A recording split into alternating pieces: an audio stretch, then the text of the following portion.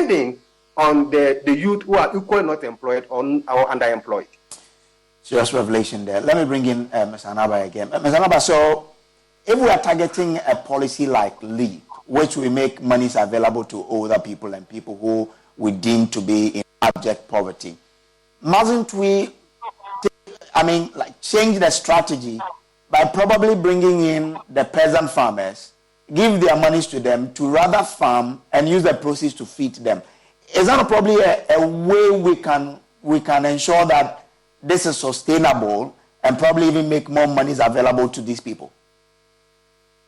Yeah, thank you very much. And I think, yes, that is true. And just like my colleague also said earlier on, you want over time, you want to reduce the amount of people who want to, my colleague also said earlier on, you want over time, you want to reduce the amount of people who want to go worse and worse as we move on. So as we move on, what is your expectation of what government needs to do if we really are serious about ending poverty? In a minute, if you can do it for me, I'll be grateful.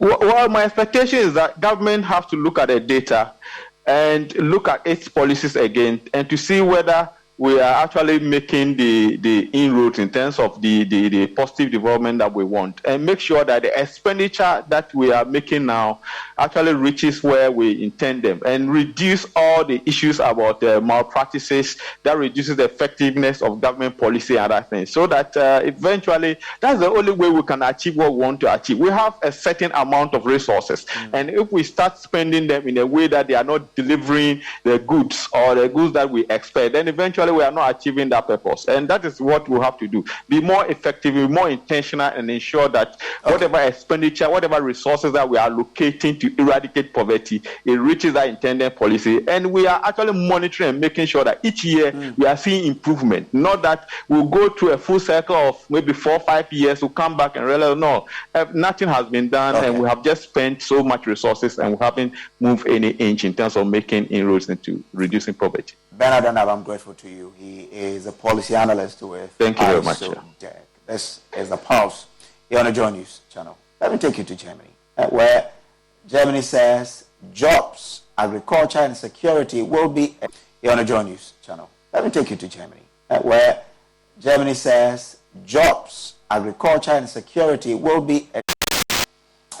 From our story, some people also do have the conviction that when they do the natural, like the vaginal birth, it expands their vagina, and therefore they opt for CS.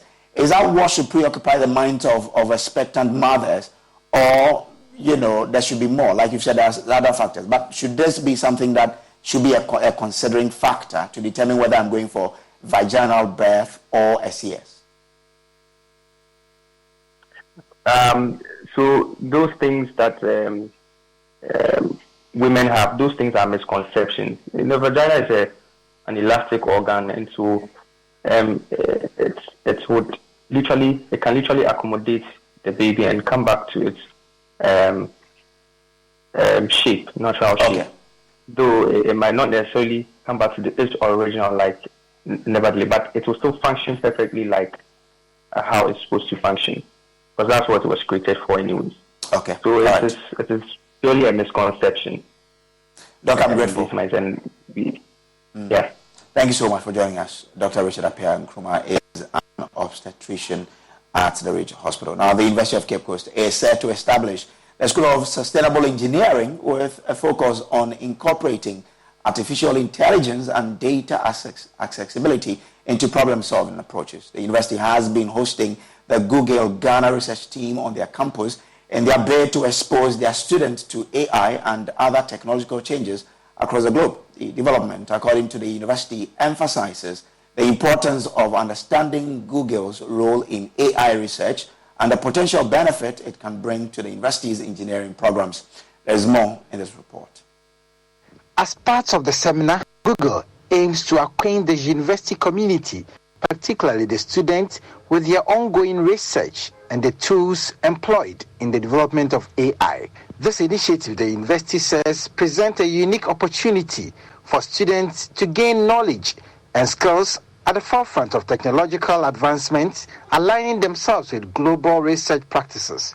Dr. Stephen Moore of the Department of Mathematics at the university indicates that the collaboration between Google and the University of Cape Coast does not only open doors for students to understand and engage with Google's research, but also create prospects for future employment in various companies worldwide. We want our students here to understand what research is about and what Google's presence in Ghana means for both Google and for our students. For our students, this presents an opportunity to learn skills or to be able to acquire knowledge at the state of the art.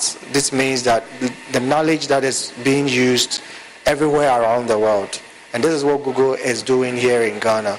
So if they present the whatever they are doing here in Ghana to our students or to our community here in Cape Coast, the idea is that our students will be able to understand what they are doing and to know how they can also participate in Google's research if they want to.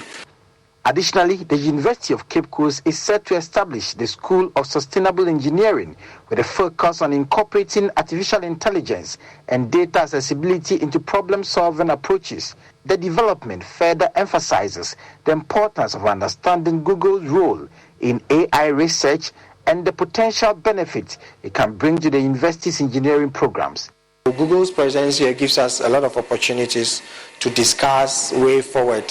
They have a lot of opportunities as well.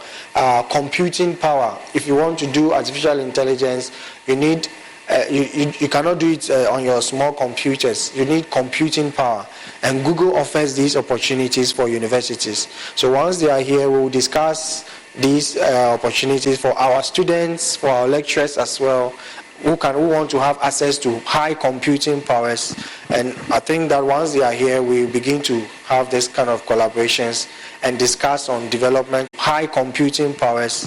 And I think that once they are here, we begin to have this kind of collaborations and discuss on development.